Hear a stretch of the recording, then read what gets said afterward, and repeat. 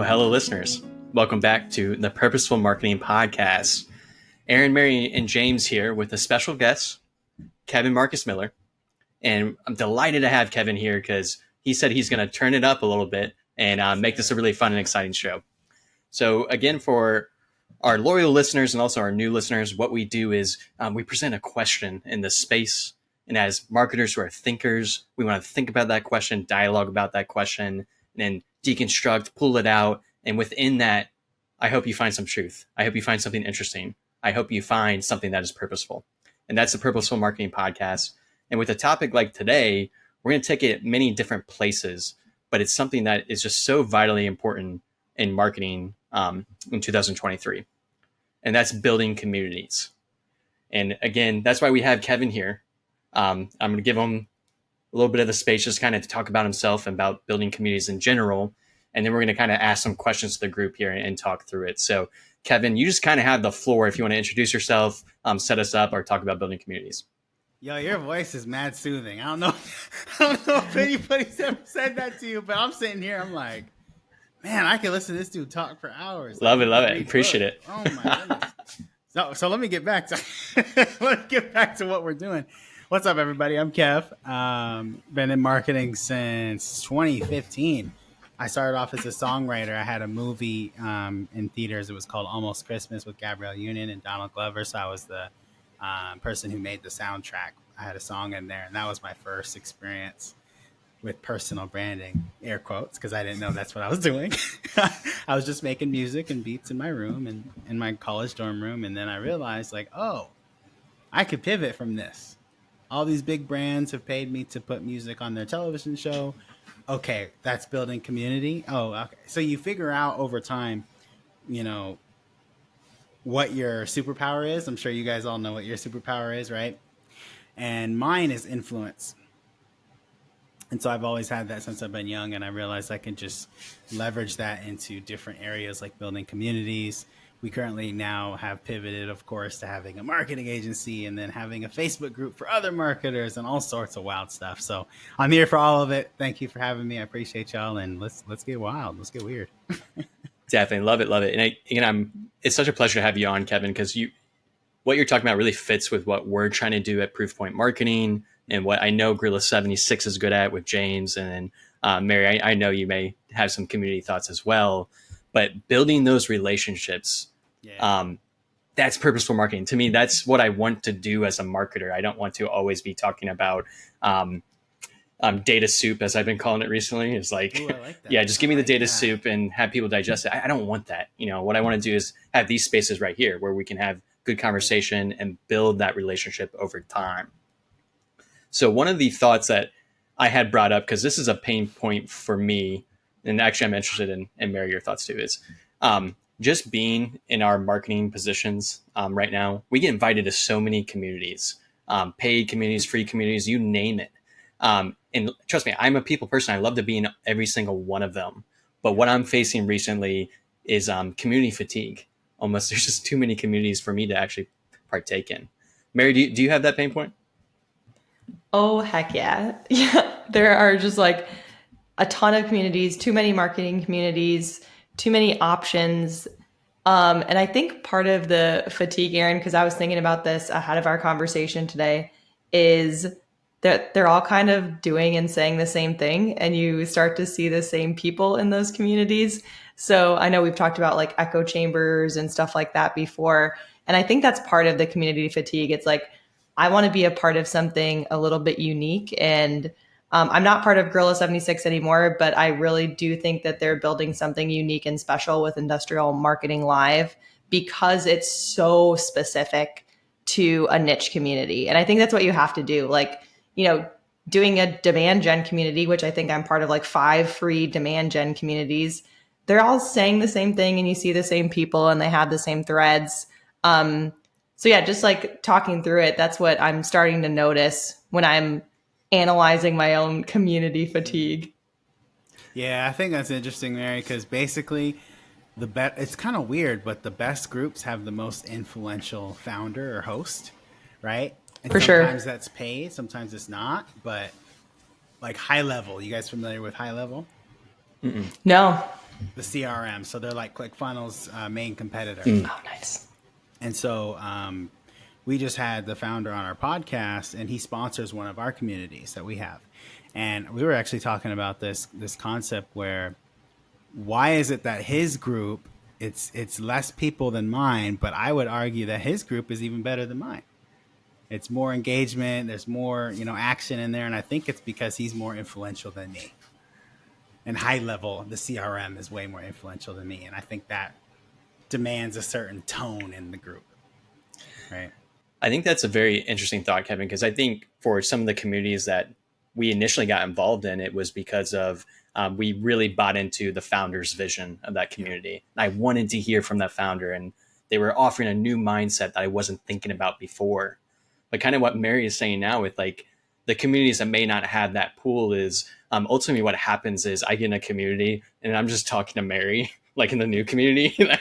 And it's like, okay, I'm not necessarily buying into the mindset or not meeting new people. So yeah, I think again, overcoming community fatigue, that may be one piece of it, is like maybe you just don't have the influence that you want from that community. Is there anything else, Kevin, with again the community that you've built and you're building communities over time? Like, do you see these pain points, this fatigue? How have you thought about overcoming it with people who join your community? The fatigue component, I think most of the people that experience, like I would look at it like a meter. The people who have the most fatigue usually were the best in the beginning. So they were contributing the most value in the beginning and were the most pure, and they actually had real cool stuff to say. Mary's smiling over there. And it was cool, right? Because we wanted to hear from Mary. And then over time, some of the people who had ulterior motives, which I'm guilty of this too. I'm just going to be honest, right? You get in a group and you're trying to prospect. It is what it is. Okay. There's sharks out there. It's, And then there's like the spammers. So I would say there's those three tiers.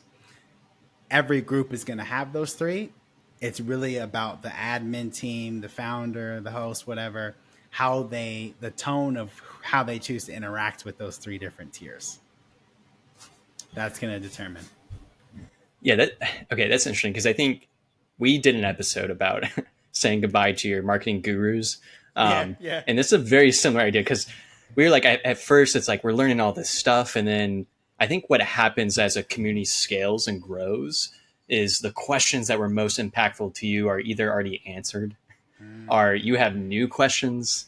And then people come in the community and they're asking this question that you answered, 3 or 4 months ago. And at that point, just like you have to say goodbye to your marketing gurus, maybe it's like, I need to go to the next community. I need to level up. Ooh, I like that. That. Maybe that's the way it should be, is like a graduation. Yeah, I like that a lot. I think there's I am totally on board with yours, Kevin, where like you have the people who are contributing a ton in the beginning and then they get kind of fatigued over time. And I think it's a lack of crowdsourcing, to be honest. So what I love about like Dave Gerhardt's community, what I love about IML and a couple other like random communities that I'm a part of that have nothing to do with marketing is like, it's really easy to crowdsource stuff. And the people who you're crowdsourcing from have clearly done the thing before. So you trust them. So it's almost like this like very natural way of gathering and filtering information. So I don't know, that just popped into my head. I'd love to hear your guys' thoughts on it. That's good, Mary. I think the crowdsourcing component, like you could even take that another step and say, how sophisticated of a curator is the team? Yes. That's going to determine if people, when they graduate, they leave forever, if they graduate to become moderators. So maybe the evolution is, hey, I'm a top contributor in the Facebook group. People love what I'm saying. And then I graduate to moderator. Mm-hmm. And then maybe, if you get enough influence, you want to buy the group or whatever. So. Yeah, that's an interesting thought too, because I think with even your buyers evolve over time, right? So then your marketing should evolve. If you're building a community, the people came there for one reason. What are the other reasons you're offering? And I love that. Almost like you're creating a funnel for buyers. Like you need to create a funnel for community moderators, right? Super funnel. Yeah, yes. Super fun. Yeah. Okay, so one other thought I had with the community fatigue that I want to mention again is Mary, you already said it earlier, but is a community niche enough? I think that's really important. And I'll share a lesson that we have learned at Proofpoint Marketing. So we started a live community based on the Master Marketing podcast that my founders do. So we called it the Master Marketer Live, right? It just makes sense. We had this podcast, let's do this live community. However, we didn't think about who we really wanted to target, right? What happened is mainly our peers just come on the show, on the live show, and ask us questions. And we're like, we're not really hitting our target market of the community we want to build. So by the time this episode's launched, we're going to try a new strategy, which is niching down. We're going to call it Relationship Growth Live. And what we're going to do is target director of marketing and director of sales. And if they want to build relationships at scale, that's the show for them. Myself, Mary, and James all have experience helping with industrial marketing live at Gorilla 76. And I think that's where it's enlightening me again. And Mary, if you may want to, I don't know, maybe you want to speak a little more about the origins of that and what you've learned from industrial marketing live, but that was super niche. And when you're that niche, you can start to answer niche questions and build a niche community, build niche relationships. Just have any thoughts about that, Mary?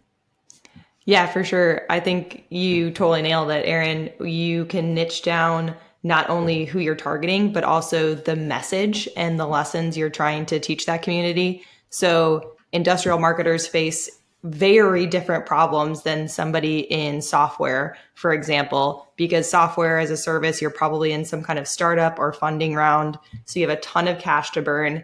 The exact opposite is true in industrial marketing. You have almost zero resources. So that was what a lot of our topics were focused around, how to maximize your limited resources, but still do a good job doing digital marketing or something like that. So I love that, Aaron. And that's exactly the strategy I'm implementing, trying to, grow a community at our company too. And how do you guys feel about integrating? I like what you were talking about too, Aaron, about the integration of the podcast with the community. Where are you seeing the challenges right now? Yeah, I think that's for Proofpoint Marketing. Again, using our podcast, I'll just name them all because like the Purposeful Marketing is kind of one of them. Strategic Marketers, one of them. Master Marketing Show. They really have 3 different audiences, and I think what they can do is help get people to the community. But what we're talking about is once you're in the community, you need to make sure that it's niche enough. You need to make sure that the influence is there. You need to make sure that you can crowdsource information. Everything we're talking about, right, needs to happen once you get people to the community. So the podcast can be that almost community funnel into the community, right? But you still got to deliver. So I think that's kind of my general thought with that. Yeah, you want to follow up? I have an additional thought about that, which is kind of that. So industrial marketing live is an example where if you reach back into the, whatever it was a year and a half ago, you get a sense for like, okay, what's the level of discourse that's happening here? Like what level are these people in the community at in their career? What problems are they solving? What are they trying to tackle? Well, the fatigue comes in when the community is still helping everyone tackle those same problems a year later. And what's so great about that setup is the whole point is the live event. The YouTube video, the podcast, that's like storage of it's like the archive. So like if you need help solving, a problem that was solved in episode 3, maybe we're going to come back and tackle it. But like just go to the YouTube video and then DM someone if you have an additional question. We don't need to keep spending all of the crowd's energy solving those same problems. We like the whole group needs to level up with the members, not just with the moderators or the founders. The progress has to be driven from below. Otherwise, all the best people in the group are just going to leave and go somewhere else. I feel like that's kind of where integrating with like a content pillar in scare quotes, makes a bunch of sense. Cause it's like, well, anyone can go back to this pillar. And especially if it's a video, maybe they were like, oh my gosh, like, Aaliyah had like this awesome comment or question that she had in episode 3 of this thing. And I see her in Slack Like, I can just DM her and ask her how she ended up solving the problem that she asked about a year ago, because I'm having the same problem now. Like, that seems to be like a trick to not wasting a ton of the crowd's resources or the community's like human resources on last year's problems. And like, you know, we graduated to third grade. Like, the second grade questions need to be solved with a lot more efficiency now, or else people are gonna tire. You brought up an interesting thought to me, James. I want to ask Kevin is when it comes to like moderation, is it important for the founder to be involved, or is it important to select like, here's your like hero moderator? Like, this person's just so good at getting everyone in the community involved, and we need them, and like that's what they do. Or maybe neither. I'm just going to throw that question at you, Kevin. So we have a hero moderator. Yes. Yes. He came on board because he was irritated with the group. And I selected him strategically, and that was around 25,000 members. And so from the 25,000, and now we're at 52,000 members, his job was really to answer low-level questions and comments, right? So if somebody says, how do I get more clients on LinkedIn?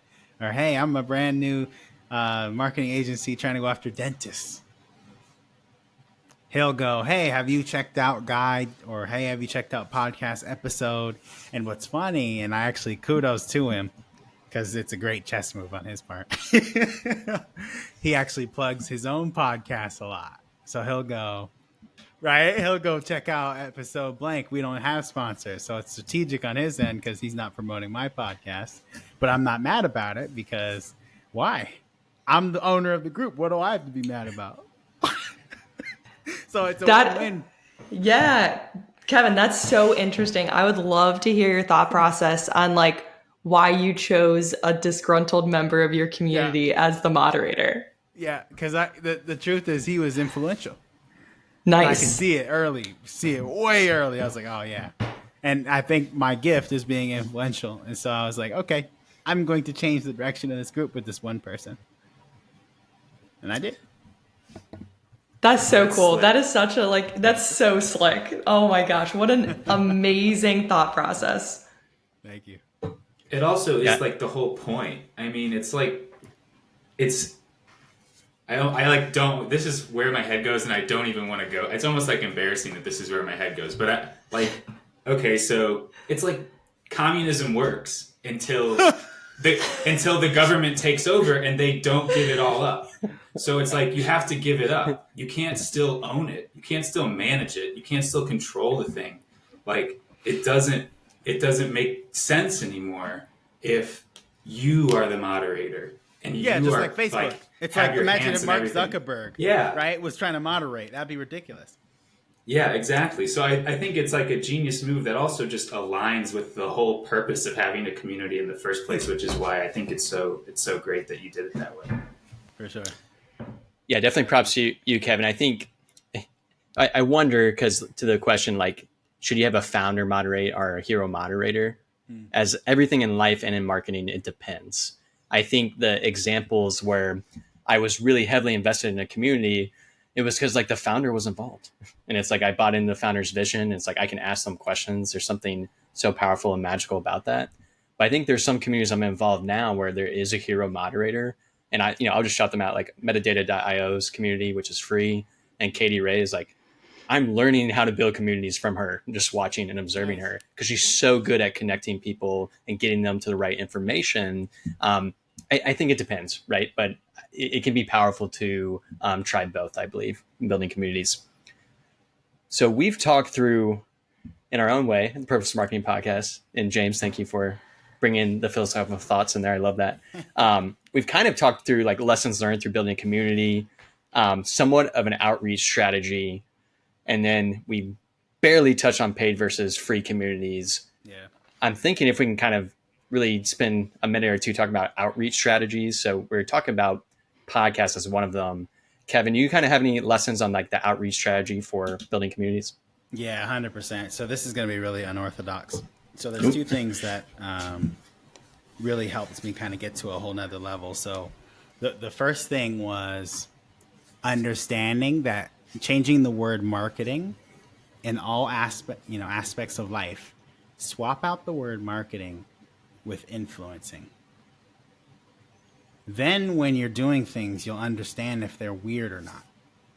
So if you're doing outreach on LinkedIn and you're doing marketing and you're trying to get somebody to be a podcast guest or whatever it is or join your group, are you influencing them to see the value so they want to be a part of it? So my perfect example.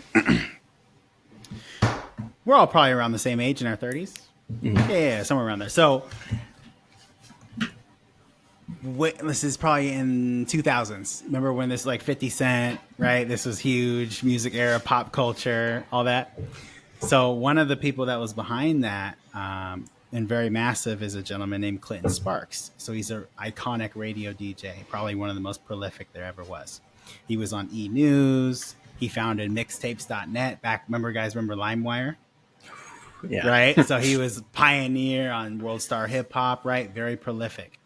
And I had noticed that he followed me on LinkedIn one day. I was like, oh, that's probably an accident. Doesn't mean anything. And then I just started asking him questions in the DM because I noticed that his strategy for marketing was kind of off. So I just started asking him questions. And he was like, yeah, actually, I could use some help. He's like, well, maybe why don't you just try this? And then I asked him if he wanted to book a consult, and he ghosted me. And here's where it gets interesting. Probably 7 months later, after I asked him if he wanted to do a consult, and then I said to him, "Hey man, I just kind of launched a podcast. We talk about the social media side of becoming an influencer and building a personal brand. And I think you'd be perfect for that. And we just hit 50,000 members in our group and about 150,000 views on our group per month.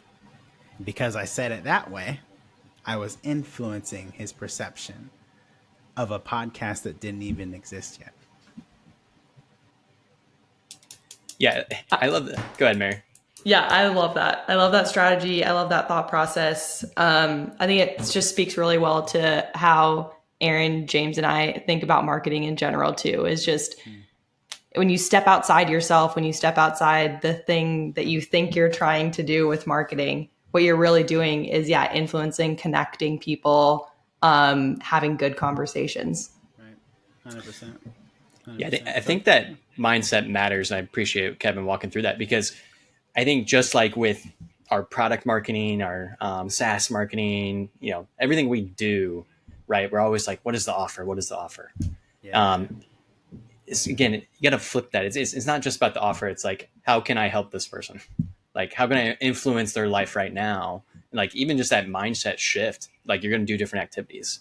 I think that's also why like being in communities is you get to kind of hear what other people are doing.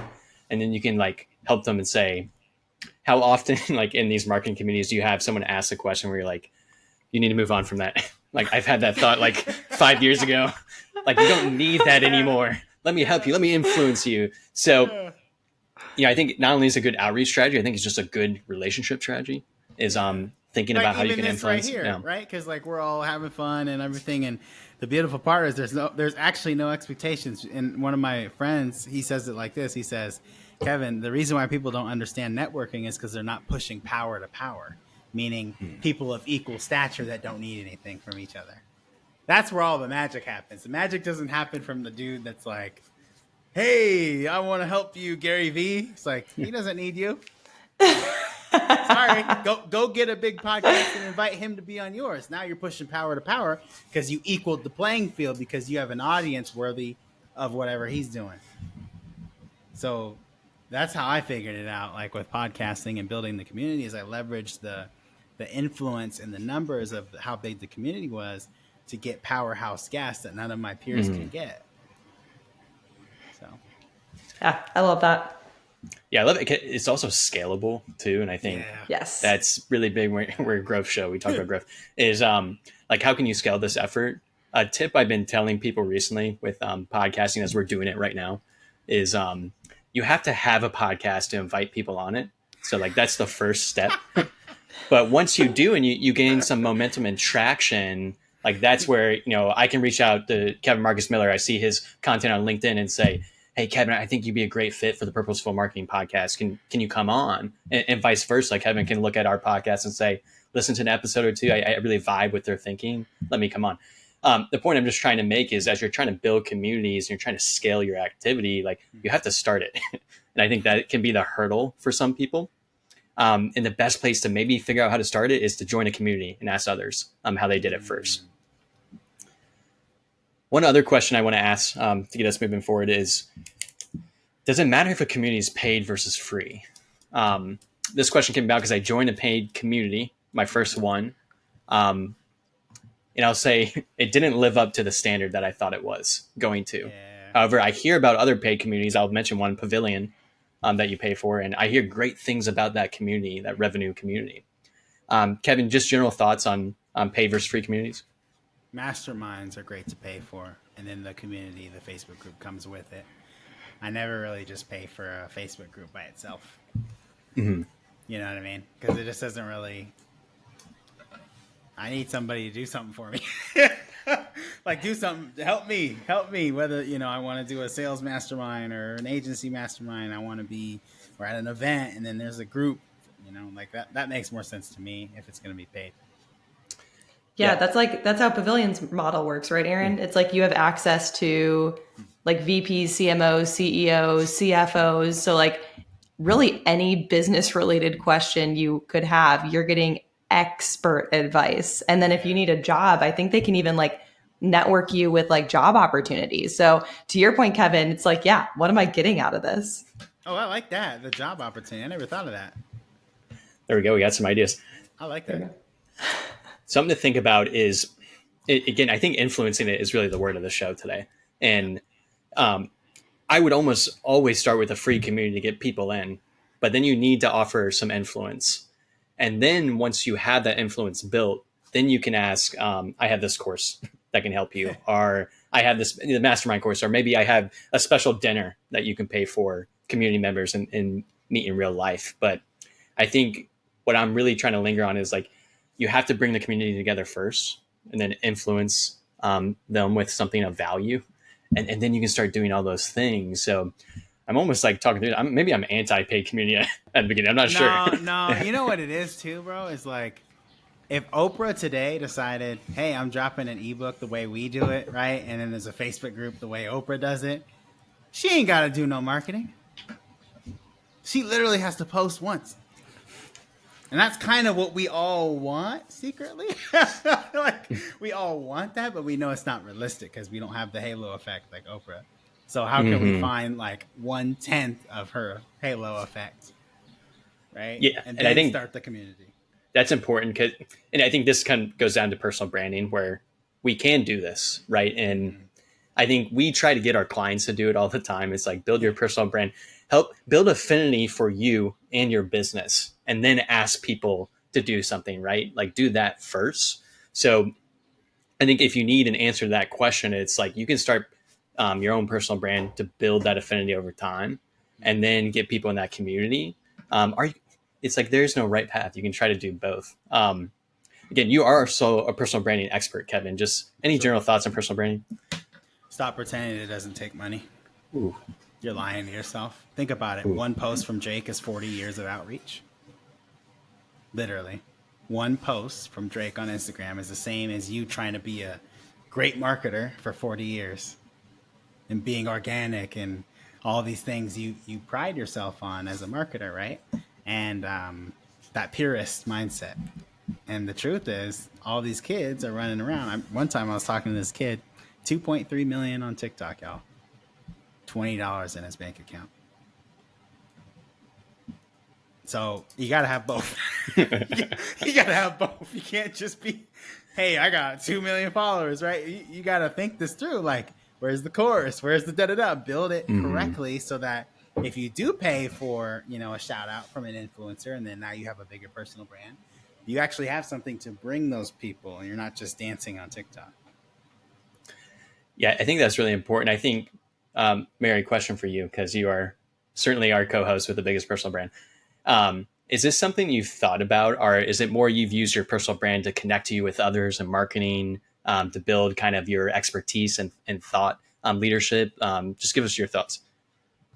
Yeah, so at first it was the latter, Aaron. So it was a lot of, hey, I just really want to connect with like-minded people, with people who are forward-thinking in marketing and just expand my network in general. And then it was, hey, this is really cool.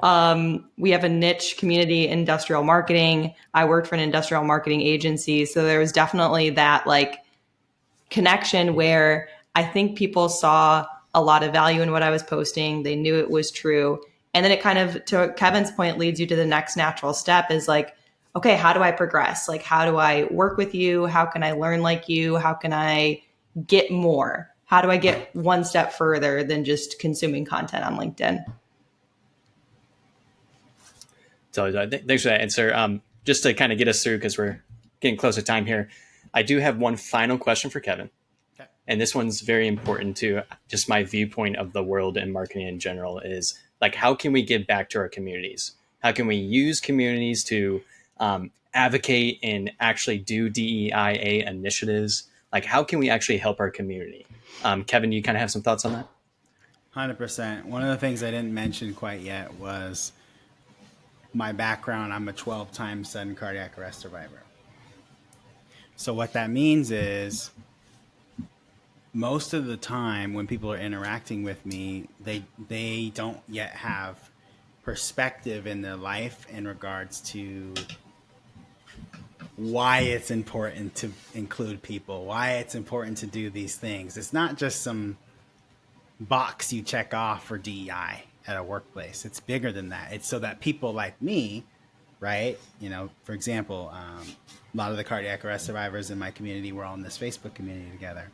There's folks with massive PTSD. There's, you know, folks of color. There's folks in wheelchairs. It's so all of us can actually participate in the same things that y'all are participating in. So I can be on a podcast like this, even though I can't drive anymore, right? I'm sure you guys didn't know that, right? I can't drive anymore. So you never really know who you're talking with. And that's what's beautiful about DEI is like the whole point is to influence, right? The perspective that the American population has on, oh, if I leave Kevin out, I'm not going to get in that group and learn and have, you know, new experiences in my life because I judged him. Oh, that there's something wrong with that thought process. So it's actually a selfish thing, right? It's a very selfish thing in a good way to implement DEI in the right way because it helps you. When I sit down with Aaron, it helps me because I don't talk the way he talks, right? That's the beautiful thing, right? And so, you know, we also started Black and Celebrated, which is a Black youth program. And my mom's been a teacher for about 38 years. And so she's been massive in our community in Washington State. She's taught over 400,000 students in her career so far. And so we created a DEI consulting firm, and we consulted the Girl Scouts, NAACP, and lots of churches here in Washington State. And so that's how we chose as a business and a family to move forward with DEI and put our mouth, you know, in that action. So. Thank you for sharing, Kevin. I think it's important to me, you know, just some personal stuff. My mom is disabled. And in my free time, I try to help nonprofits to put some action back into the communities to improve it. I think as marketers, we all have this skill set, and it can be used in different ways. It's narrative, it's storytelling, it's helping people understand empathy. Like we can actually do things and help DEI initiatives because we have the skill set to do it. So I'm glad you shared that because I want listeners to hear that and not just get stopped with like, I don't even know how to start. None of us know how to start. But the point is you show up, right? And you try to improve it. Any final thoughts on that before I kind of wrap up, Kevin? Man, no, it's dope. I like how you said that empathy piece, man. Fierce empathy. I learned that the other day. Fierce empathy. Super helpful. Heck yeah. Well, this has been such a great conversation. This is why I love communities. I love relationships. I love having people on. Again, listeners of Purposeful Marketing Podcasts, Kevin is awesome. Kevin, where can people find you? Where can they ask questions? Can they connect with you? Absolutely. Thank you so much for having me on, everybody. Mary, you're a great host. James, it was great to hear you. Appreciate you, brother. And love to connect with anybody listening. agencytalkpodcast.com. And then our agency, we do LinkedIn marketing, is allapproach.com. Awesome. So yeah, listeners, this is available on all the places I always say. They are there. Go listen to them. You can give us feedback on this episode. Our email's in the show notes. We have some other guests lined up, exciting guests as well, just like Kevin. We wanted people on. So the best way to find me is like LinkedIn DM me. That's what Kevin did. And you can do it too. If you have questions about marketing in general, you can always ask James, Mary, myself. We're always here to help our fellow marketers. And I'll always leave you with, have a good one, listeners. Peace.